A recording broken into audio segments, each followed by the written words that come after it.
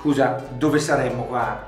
Veramente questo è il bagno della Regina Margherita? Sì. Ma la Regina Margherita è quella della pizza, la regina, la regina moglie di Umberto I. La Regina Margherita della pizza e anche del pollo che si mangiava con le dita, a un certo punto ha scelto il ponente Ligure Bordighera come sua terra d'elezione. Le piaceva molto questa parte di Liguria ai confini con la Francia. Ma scusa, questa è filologico, cioè questo scaldasciugamani era così? Esattamente, la Regina Margherita era molto all'avanguardia, quindi aveva le sue piastrelline con tutti i riporti in foglia d'oro e nello zecchino, però aveva già la prima scaldasalvietta d'Italia. Con acqua calda e fredda corrente? Sempre, ed in più ti posso anche dire una cosa, nella villa non noterai neanche un camino, perché il riscaldamento della villa già all'epoca era fatto con un meccanismo di aria condizionata ante litteram, perché nelle cantine giù di sotto, giù nei sotterranei, c'erano delle stanze con tutte delle condotte d'aria che arrivavano dentro ogni sala della villa con il ghiaccio per rinfrescare durante l'estate e invece attraverso un radiatore dove passava l'acqua delle caldaie, riscaldata dalle caldaie, per riscaldare durante l'inverno.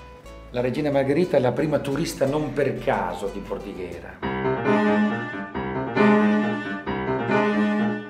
Cos'è questo? È uno di quei cagnolini che fanno così con la testa che si metteva sulla carrozza? Praticamente l'antenato è un magot, che sono degli oggetti che si usavano soprattutto in Cina anticamente per segnalare i terremoti. In ogni casa con la tremolio della terra cominciava a muoversi sia le mani che la testa che la lingua. Esorcizzava il terremoto, però questo non era della regina, questo qui è un altro dei meravigliosi oggetti dei Terruzzi che hanno voluto mettere qua dentro questa meravigliosa villa. Ma allora fammi capire qui come funziona. La villa è la villa della Regina Margherita. Esatto. La fondazione di cui tu sei vicepresidente ha in qualche modo fatto il restauro di questa magnifica villa, giusto. E poi c'è dentro una raccolta artistica di assoluto valore di chi è? È della famiglia Terruzzi, del signor Guido Terruzzi, che è mancato nel 2009 e che prima di mancare però ha voluto lasciare alla fondazione, alla provincia, al comune di Bordighera tutte queste sue cose perché potessero essere godute dalla gente e dai turisti.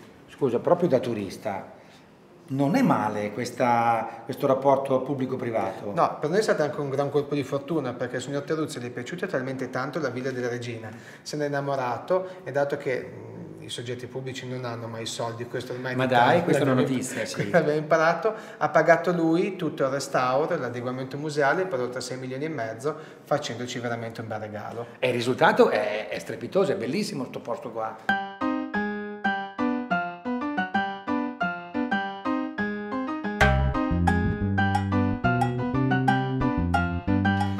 Un consiglio turistico, cioè allora il turista può venire qui, Villa Regina Margherita, visita la villa è bellissima, c'è da vedere il bagno, c'è anche da vedere l'ascensore della Regina Margherita che è molto interessante, mobili, servizi, una cosa bellissima, visita la Pinacoteca che è ricchissima di cose belle e poi cosa può fare qui nella Villa Regina Margherita? E beh, può venire qua sopra su questa terrazza, c'è il più bel panorama di Liguria, si guarda al tramonto, si beve un bel bicchiere di vino, una bella birra come stiamo facendo noi.